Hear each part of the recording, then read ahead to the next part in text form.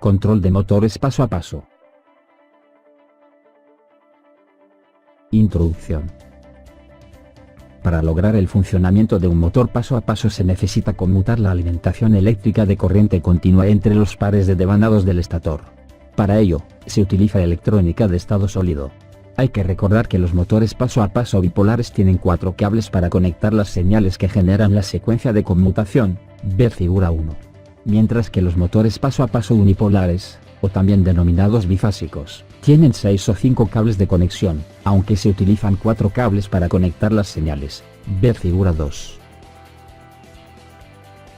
Secuencias de conmutación. Motores paso a paso bipolares. Estos motores se excitan mediante circuitos H, la figura 3 muestra el circuito correspondiente.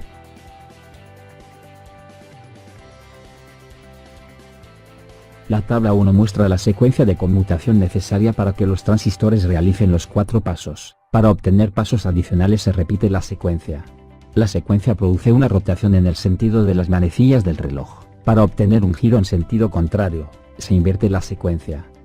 Para obtener la mitad de un paso, es decir, una resolución más fina, en vez de la secuencia de pasos completos que se utiliza para lograr una inversión de polos al ir de un paso al siguiente, las bobinas se conmutan de manera que el rotor se detenga a la mitad del siguiente paso completo.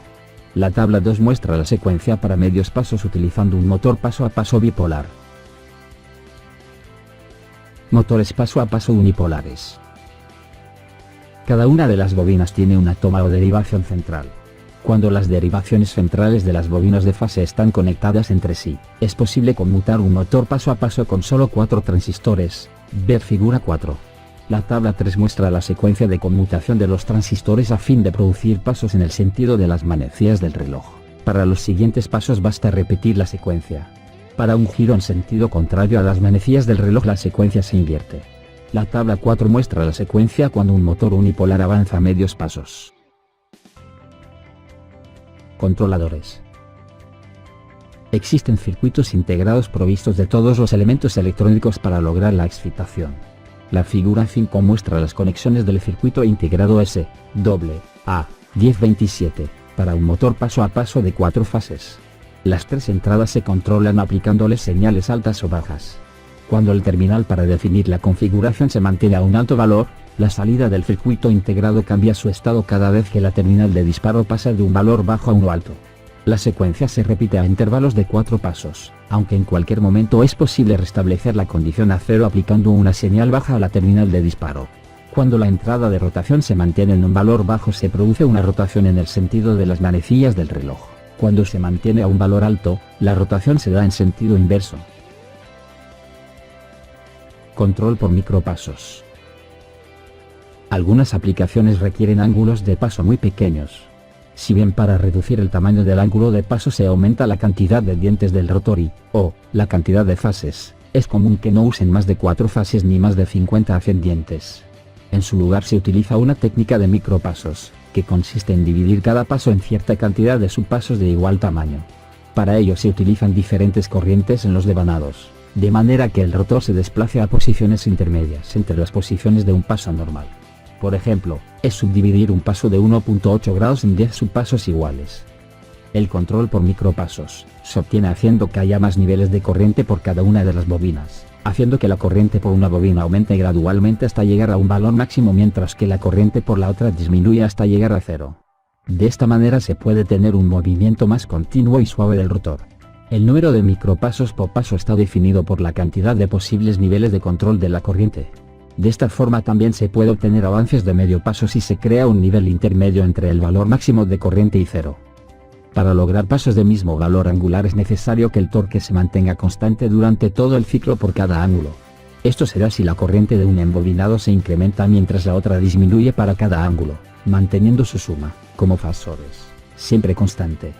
Si se aplica una corriente senoidal por la fase 1 y una cosenoidal por la fase 2, se puede tener una rotación suave y un posicionamiento preciso. Esto se puede visualizar en la figura 6.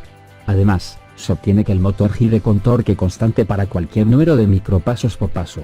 Este método se llama micropasos con seno y coseno. Para lograr una corriente senoidal y cosenoidal, se utiliza la modulación por ancho de pulsos, PWM. Consideraciones sobre la fuente de alimentación. Dado que las bobinas del motor paso a paso tienen inductancia y que la aplicación de las cargas inductivas conmutadas puede generar fuerzas contraelectromotrices considerables, al conectar los motores paso a paso a los puertos de salida de un microcontrolador, o a una plataforma electrónica de programación, como es el caso de un Arduino, es necesario incluir una protección para evitar daños al microcontrolador. Esta protección se logra conectando resistores a las líneas para limitar la corriente. El valor de estos resistores debe elegirse con mucho cuidado para obtener esa protección, pero sin limitar el valor de la corriente necesaria para conmutar los transistores. Los diodos conectados en los devanados impiden que haya corriente en dirección inversa, por lo que también brindan protección. Otra alternativa son los optoaisladores. Suele suceder que se produzcan fallos al utilizar motores paso a paso con fuentes de alimentación conmutadas, debido a que en las aceleraciones y desaceleraciones, el motor paso a paso se comporta como alternador y entrega corriente a su fuente de poder, provocando que actúen las protecciones de las fuentes. Lo recomendado para alimentar motores paso a paso son las fuentes de poder no reguladas, ya que son capaces de entregar grandes cantidades de corrientes y presentar gran estabilidad en estos usos.